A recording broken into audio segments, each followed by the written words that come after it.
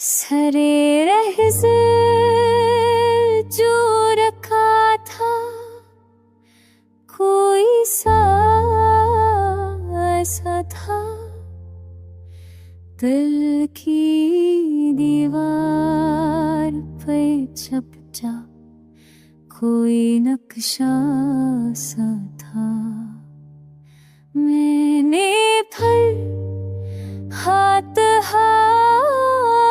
के कसी दर्द को छू लूं, खुद ही पलट के वो कहता था मैं धोखा सा था।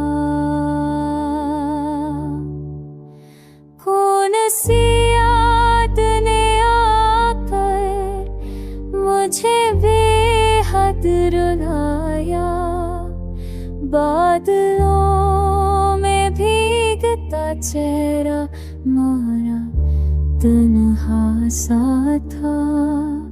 सिर्फ लम्हों की हरारत ने जलाया नहीं दिल, पक पराना सा तालब भी कहीं जलता सा था।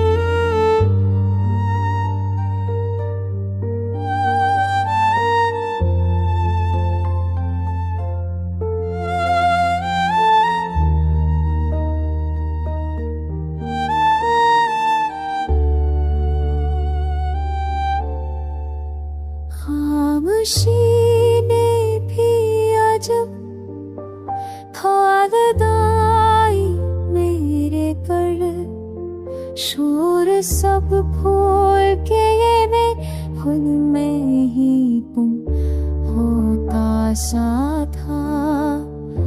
अब तो आदत के है वजह डर के रह की, मगर